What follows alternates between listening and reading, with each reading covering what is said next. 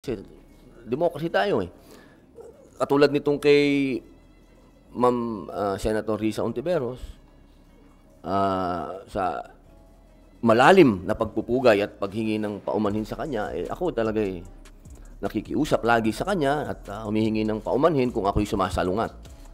Hindi sa kadahilanan na gusto ko siyang sagasaan o ano, kung hindi yun ang pangalan ng demokrasya dito sa Senado. Kaya ano man ang kahinatnan nitong aking motion na bawiin sana yung contempt, ang mahalaga sa akin dito, pinaglalaban ko to. Kasi demokrasya ito, eh. Magkakaiba tayo ng prinsipyo. Hindi ito usapin ng kaibigan ko, si Pastor. Hindi yon. Walang ganong klaseng hiwalay yun.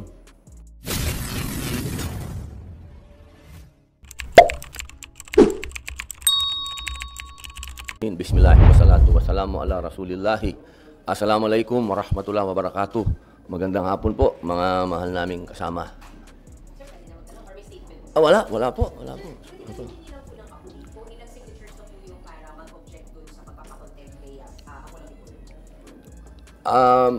Sa ngayon, nakakalima. Alhamdulillah, limang. Kailangan ko pa ng 3. May mga nakausap na ako na sa mga napakagandang paliwanag nila, eh tinatanggap ko naman na hindi sila pumirma. At yun ang mga bagay na ikinatutuwa at ikinalulungkot. Kasi siyempre, ikinatuwa dahil buhay ang demokrasya sa Senado. Nalulungkot dahil hindi ko pa nakukuha yung 8 boto hanggang sa ngayon. Sir, are you hopeful na makuha may 7 days? Parang 5 days na lang, sir, no? Oo. For you to get the remaining 2 signatures, sir? Inshallah, personal akong tumatawag, personal akong humihingi ng kahit na 5 minutes doon sa mga membro. Mayroon pa akong bukas, mayroon pa akong Sabado, Linggo. Sana magbibigyan pa tayo ng mga hindi pa nagsasabi ng hindi sila pipirma. Sir, gaano po mahalaga sa inyo na mabuo yung 8 signatures para hindi pa convinced tuloy? Napakalaking bahagi ito para sa akin, una, sa usapin ng demokrasya. Kasi talagang ang inyong mga senador ay lalo na ako, no? Kung mapapansin nyo, kapag yung paggalang na ibinibigay ko sa kapwa senador, masyadong mataas sa akin yun, yung ganong klaseng Kasi democracy tayo, eh. Katulad nitong kay Ma'am Senator Risa Hontiveros, sa malalim na pagpupugay at paghingi ng paumanhin sa kanya, eh ako talaga, eh, nakikiusap lagi sa kanya at humihingi ng paumanhin kung ako'y sumasalungat. Hindi sa kadahilanan na gusto ko siyang sagasaan o ano, kung hindi yun ang pangalan ng demokrasya dito sa Senado. Kaya ano man ang kahinatnan nitong aking motion na bawiin sana yung contempt, ang mahalaga sa akin dito, pinaglalaban ko to. Kasi demokrasya ito, eh. Magkakaiba tayo ng prinsipyo. Hindi ito usapin ng kaibigan ko, si Pastor. Hindi yon. Walang ganong klaseng hiwalay yun. Ang aking paniniwala dito, ito ay nasa DOJ na. Hindi naman siguro kalabisan kung hingin natin sa ating mga kasama na wag nang 2 sangay ng gobyerno pa ang gagawa ng investigasyon. Merong judiciary, meron pang House, meron pang Senate. Parang yun, sa resources ng gobyerno, parang nandun na sa isang, parang masyadong magastos ba sa aking palagay.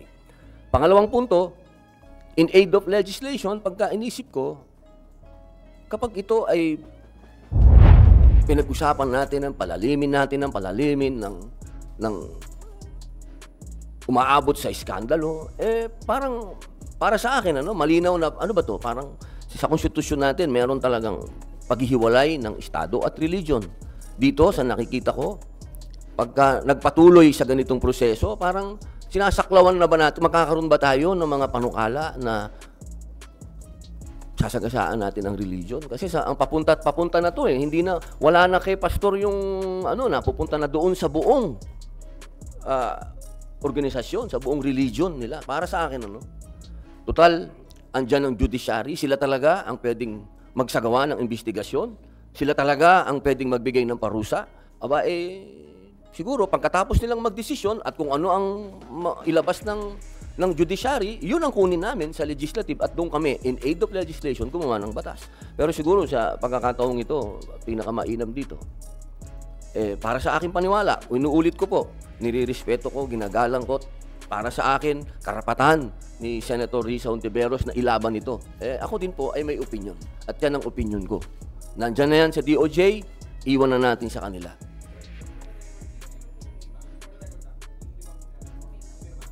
Siyempre, sayang nga dahil ang kailangan pumirma dyan, mga miyembro. Kung nagkataon na miyembro sana si Bato tsaka si Tolentino, di sana may 4 na ako.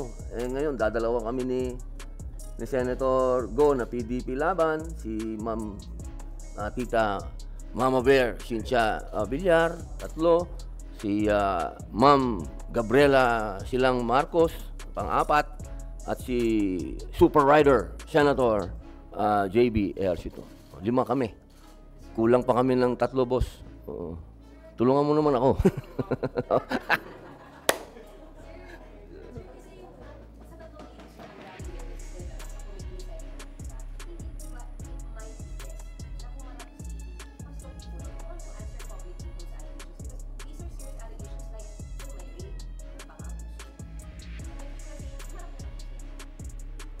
Sa akin kasi mahalagang sa akin ang testimony ng mga nag-a-accuse. Kasi yan ang pundasyon ng ating konstitusyon. Ang sabi ng konstitusyon, ikaw ay inosente hanggat ikaw ay hindi napapatunayan na nagkasala. Okay, napakahalaga nun. At yun, nag-a-apply yun sa akusado at nag-aakusa. Diba? Ngayon, pag ikaw ay nag-aakusa, dapat, para sa akin, hindi ka dapat una, natural lang na matakot. Natural lang yun.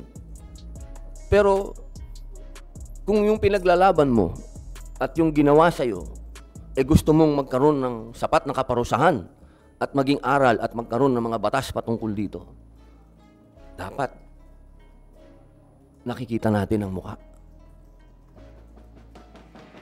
At dapat din, kung sino yung naakusuhan, lalong-lalo na sa mga pagkakataong ganito, na ang pinag-uusapan natin ay hindi lamang tao, isang tao. Pag sinabi natin kasi na si Pastor Kibuloy, religion ito. Sana mas maintindihan natin na itong kaso na to, hindi ito usapin lang ng isang tao. Ito ay usapin ng isang pananampalataya. Mahalagang natin yon, ilagay natin wag natin ialis ang usapin na yon sapagkat meron tayo sa konstitusyon na paghihiwalay ng religion at ng estado. Kaya sana para wag na tong lumaki, para sa akin, andyan na sa DOJ, hayaan na natin sila. Sila na, antayin natin kung ano ang kanilang desisyon, anong findings nila, kung ano ang ipaparusa, kung may nagkasala. Then from there, doon tayo gumawa ng in aid of legislation. Wala tayong magiging usapin ng nagkaroon ng trouble, nagkaroon ng gulo, yung mga ganun.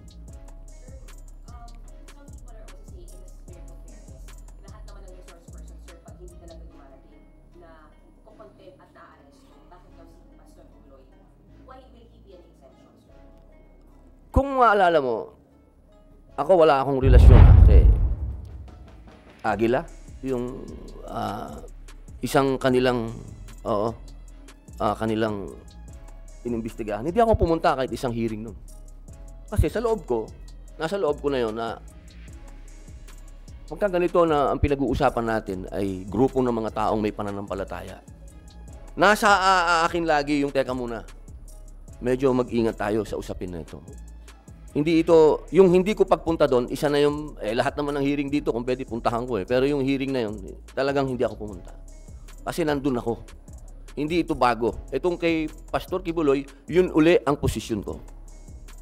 Meron tayong korte, at ang korte natin, yun ang simbolo ng justice, makikita naman natin, nasa kanila ang justice. So, walang pinakamagandang avenue para humingi ng hustisya ang mga biktima, kung meron, di sa hustisya dito sa mga judge na pwedeng magbigay ng kanilang hukom. Sir, follow-up lang. So, sa ibang mga hearings na kahit hindi religious leader, basta pag may content, yung position nyo ay parang ayaw nyo sa mga nagpapakontent ng mga resource persons? Or exclusive lang sa mga religious leaders? Yung sa akin po, pag may kinalaman, halimbawa, una, sa religion.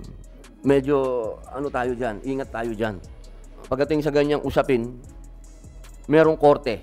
May korte tayo para magawa ng kanilang paglilitis para sa akin. No? Tayo, nandito sa Senado, pag-usapan natin yung mga bagay na talagang may kinalaman at makakagawa tayo ng mga batas na sa palagay ko, unang-una ekonomiya natin. Unahin natin yun. Sir, last na lang, sundot lang. Paano yung tinatanggap yung mga backlash, yung mga negative comments sa inyo sa social media? Dahil siyempre yung pagkampi nyo kay Pastor Kibuloy na controversial, hindi naman lahat ng milyong Pilipino ay naniniwala na siya ay siyempre. Oo, pero masyado namang diretsahan yung kumampi. Hindi man ako kumampi, tol. Ito naman, masyado naman panghuhusga yan. Isa ka dun, eh. Oh. Masyado mo akong hinusgahan. Ang tawag dyan, demokrasya. Bilib pa naman ako sa balbas mo. Ikaw talaga, akala ko naman, kaisa kita. Hindi, ano yan, democracy. Democracy. Meron akong mga, katulad nung kinausap ko si Ma'am Risa. Meron tayong mga personal na dahilan, pare. Na pag sinabi ko sa public, kasi lagi sinasabi ng publiko, hindi man lang niya sinabi kung ano yung dahilan niya. Basta sinalungat niya yung sinabi na yung contempt. May mga bagay kasi na pinag-usapan namin ni Ma'am Risa na para sa akin, yun ang sinabi sa akin ng imam ko eh. Naging un-Islamic ako nung first hearing. Kasi hindi ko nasabi sa kanya na ang posisyon ko ito. Bigla lang ako nagsalita. Kaya nung pangalawang hearing, humingi ako ng 1 minutong suspension. Nagpaalam ako sa kanya na ito ang posisyon ko. Personal ko to. Ito ang aking paniniwala. Buong paggalang sa'yo. Hindi ako yung klase ng tao na mag-ground standing sa hearing at pagiging chairman ni Ma'am Risa. Aagawin ko sa kanya. Ayokong mang sapaw dito. Kapag meron ng tinatanong kayo sa aking media tungkol sa ibang committee, ang lagi kong sinasabi, teka, hindi ako spokesman ng committee na yan, nakakahiya doon sa chairman. Kasi ayokong mang-agaw. Hindi ko naging ugali yun. Ngayon, kung ang tao, sinasabi mo na kinakampihan na, mabihira naman yung kinakampihan. Demokrasya, tol. Meron akong sariling dahilan eh. Ang sarili kong dahilan para sa akin, nagiging biktima si pastor. Kasi nilabanan niya yung NPA. Yun ang sarili kong, wala tayo, hindi deserve para sa mga mata ko ng isang tao ang tingin ko bayani sa pakikipaglaban niya sa komunista na naging kasama ko. Ganitong klase, papayagan ko, maiskandalo. Teka muna. Nasaan ang utang na loob natin sa serbisyo ng taong ito na inalay niya sa paglaban sa komunista? Yun ang personal kong dahilan. Hindi ito usapin ng pagkakaibigan. Kasama ko tong taong ito. Noong lahat ay tahimik na lumaban, lumaban yan. Para sa akin, deserve niya yun. Deserve niya ang aking suporta na mapunta siya sa korte, sa judiciary. Yun. Hindi ako naniniwala na in aid of legislation, makakagawa tayo ng mga bill ngayon na maapektuhan ang kingdom. Religion yan. Yun, pare ko. Sana naintindihan mo na to. Ambihira, kampi-kampi naman to.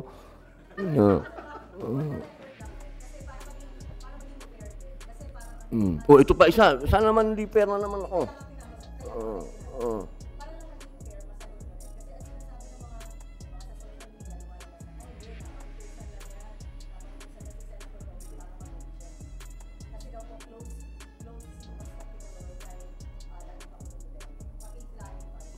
magandang tanong yun. Kasi, ang posisyon ng aming chairman sa PDP Laban, pumunta si Pastor, di ba? Sabi niya, yun ang posisyon ni dating Pangulo. Magkaiba sa posisyon namin. So, wala akong sinunod na may nag-utos sa akin, ganun. Wow. Naman, ma'am. Revolusyonaryo, utusan lang. Sayang naman yung bigote ko. Di ba? Hindi ako utusan ng kahit na sino. Paniniwala ko para sa akin, magkasama kami ni Pastor lumaban sa komunista. Hindi mawawala sa isipan ko yun. 5 po. Opo. Si...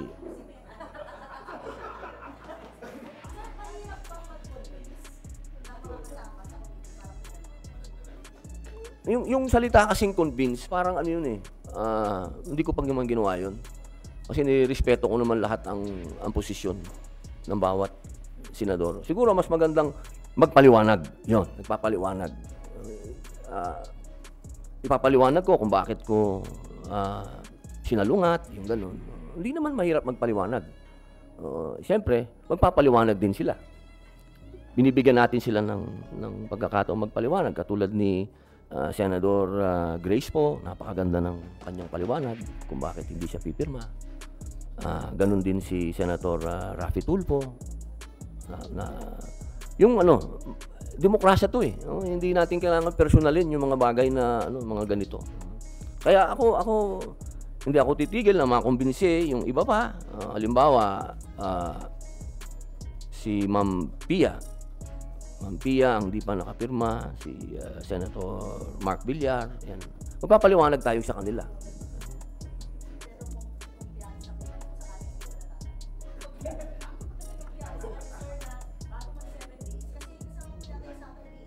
Opo, 7 days. Inshallah, ma'am. Opo.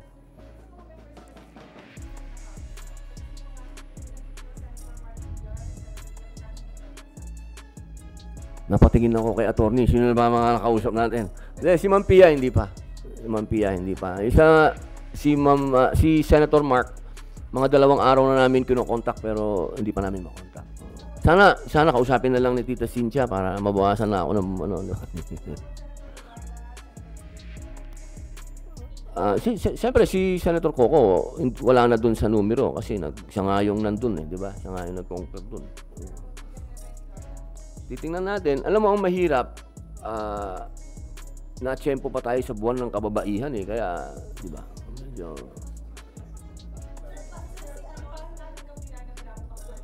Hindi naman, mas mahabang paliwanagan lang.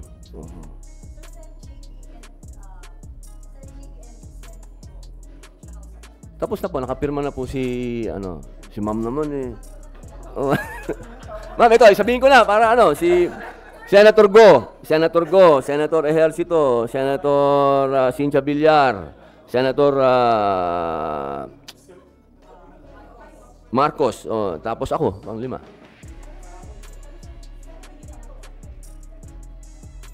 Hindi pa. Wala pa. Wala pa.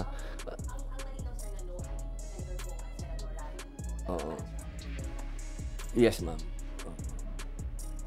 Siyempre, uunahin mo yung meron kang, di ba? Meron kang, may relationship ba? Kasi si Ma'am Grace, alam naman natin, anak ng hari ng pelikulang Pilipino, di ba? Si Senator Raffy naman, kaibigan natin, lagi nating kakwentuhan. Yan.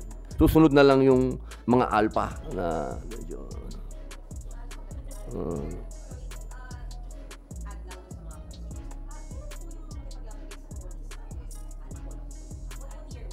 Ito nung panahon ng NTF-ELCAC, magkakasama kami yan diba? Panahon ni Digong, 2016 hanggang 2022. Kasi yung pelikula kong Memoirs of a Teenage Rebel, ito yung mga tunay na rebelde, na mga bata na na-recruit, sila yung naabuso. Nagpalabas kami sa YouTube, hindi namin... Magkaroon ng napakaraming kalungkutan yung pelikulang ginawa kong yun, walang gustong magpalabas. Ang nangyari, dinala ko sa mga government stations, ayaw din nila ilabas. Pero sa SMNI, nailabas ko. Pumayag si Pastor. Ganon din yung Isang Linggong Pag-ibig, yung sa West Philippine Sea. Nailabas ko din sa SMNI. Yun yung partnership ng matagal na paglaban sa komunista.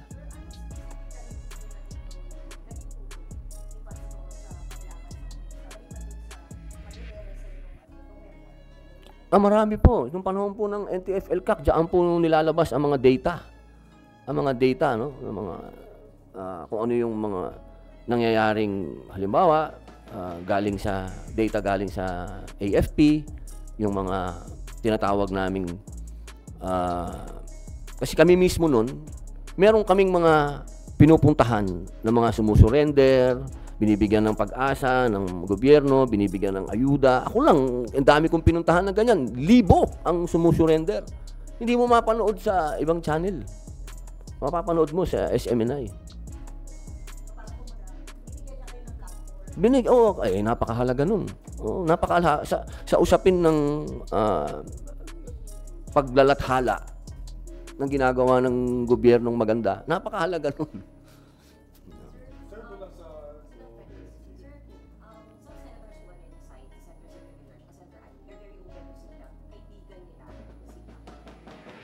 Oo naman po. Mas mabigat nga yung akin hindi lang basta kaibigan Hindi ko lang siya basta kaibigan. Kasi pag sinabi ko, kaibigan ko, kaya tunod, sinungaling ako. Hindi ko basta kaibigan yan. Comrade ko yan. Comrade. Naniniwala kami sa isang prinsipyo. Mas mabigat yun. Hindi naman kami magka-religion ni Pastor. Hindi naman kami magkababayan. Hindi naman ako tiga Davao. Naniniwala ako sa prinsipyo niya na masyado nang matagal ang communist struggle dito sa Pilipinas. Hindi na natin kailangan ng armed struggle. Naniniwala kami doon. Yun ang pinaniniwalaan namin.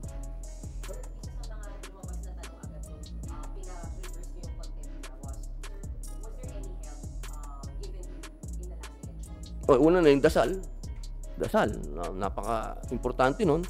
Doon sa channel niya, sa SMNI, nabigyan niya ako ng airtime na wala akong binabayaran. Yung mga panahon na walang tumutulong sa akin dahil ako naman ay walang pera sa kampanya, wala akong pambayad ng helicopter. Hindi, meron akong pera pero para sa mga anak ko. Hindi ko gastusin yan sa politika, hindi ako naniniwala dun. Yung helicopter niya, pinahihiram niya sa akin, yung mga ganong klaseng pabor. Ano ibig bigay ng pera? Naku, wag naman. Ang bintang sa kanya, siya humihingi ng pera. Maganda yan, ha? Sabihin ko kaya, oo. Hindi ba? Wala po.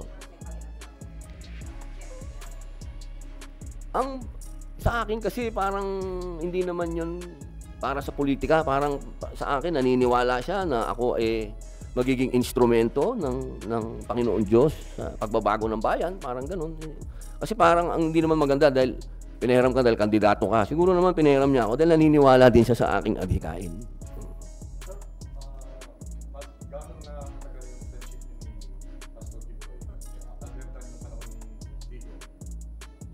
Hindi, iba kasi yun Iba yung kay Digong, iba yung kay Pastor. Meron kaming sariling, matagal na, panahon pa ni GMA. Kasi kasama din si Pastor sa cluster of peace ni Pangulong GMA Magkasama kami doon. Ganun nakatagal ang pagsasama namin sa adhikain Hindi sa usapin ng pananampalataya o kundi sa paniniwala na kailangan natin ng kapayapaan sa bansa natin.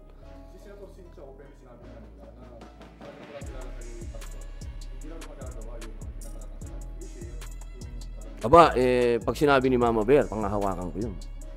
Kasi siguro mas meron din silang pagkakakilala kay Pastor. Iba sa pagkakakilala ko. Kaya napakagandang marinig nun. Malalim yung pag-ibigan nyo bilang lalaki. Kung sa pag-iisip, wala ko sinapaman na usapang lalaki lang, sige ito maganda. Naku. Parang malabo naman yun sa isang Muslim at sa isang Pastor mag-uusapan ng wala. Kasi wala na rin sa edad namin siguro. Siguro kung pwede niya ako mabiro ng ganun kung mga panahon pa siguro bago umakulong.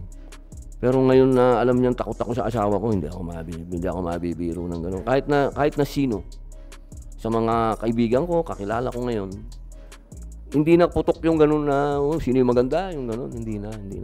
Sa ngayon, laging ang pinag-uusapan, pare, paano ba yung bayan natin? Ano magagawa natin sa bayan natin? Ano?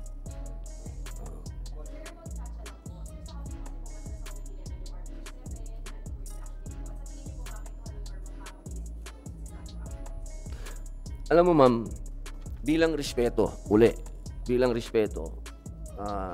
kay Senator Angara, ayaw ko muna talagang magkomento dyan sa Chacha. Kasi, una sa lahat, alam lahat ng tao na pabor ako sa Chacha.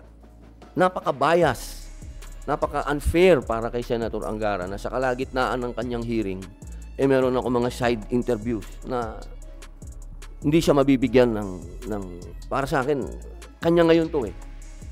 Siya ngayon ang bida dito. Hayaan muna natin si Senator Angara, kung ano man ang mas maganda yung reaction niya ang hingin natin patungkol dito sa nangyari sa malaking kapulungan. Kasi malaking ano yun, malaking ano na naman yan, ma'am. Alam mo naman.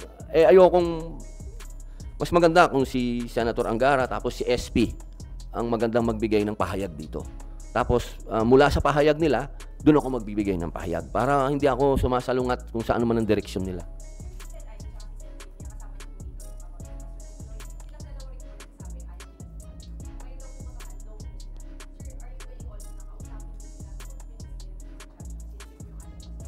Nakausap ko na sila noong pa eh. So, baka naman isipin nila, sirang plaka ako, paulit-ulit, di ba? Naiintindihan ko ang bawat posisyon ng senador sa Chacha. Yan una pa lang, hindi naman ngayon lang, noong pa, noong panahon na tayo ang nagsasagawa ng pagdinig, open naman sila na sinasabi nilang hindi talaga sila okay dyan. At ako naman, nirerespeto ko naman yung kanilang mga posisyon. Pero syempre, iba ito ngayon. Sa oras na to, ang humihingi nito ay ang executive. So siguro, ito na yung pinakamagandang oras para kay Senator Sani. Siya dapat na mag-shine dito, di ba? So bigay natin sa kanya. Para sa akin, kung may kakausap dapat sa mga senador, dapat pangunahan niya. So, hindi ako. Kasi ayoko mang-agaw ng ano, hindi maganda.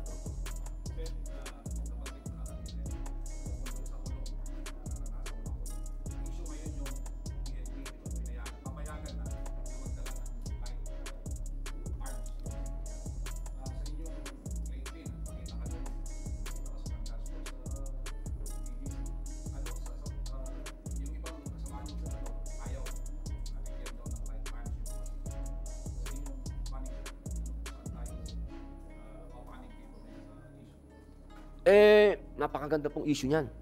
Sapagkat masarap nang magbigay ng mungkahi dyan kasi nakapagbigay na ng mungkahi dyan si SP.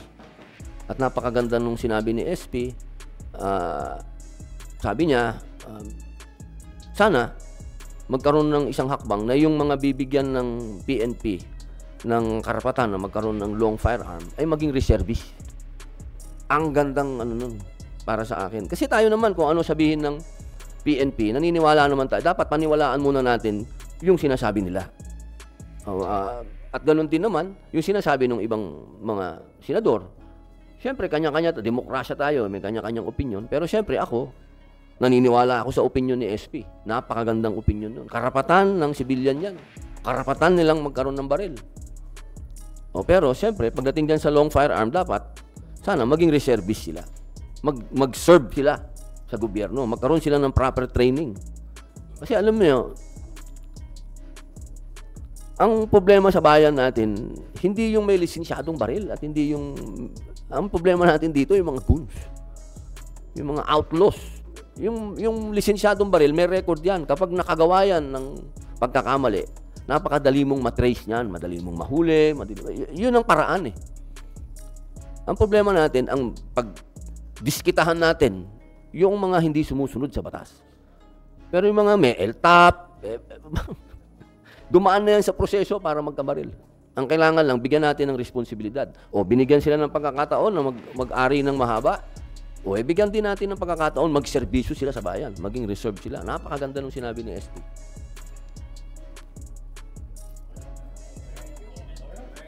Opo, salamat po. Thank you, Tol. Hanggang dito lang tayo mga tol. Maraming salamat sa panonood at patuloy na suporta. God bless you sa inyo lahat at hanggang sa muli.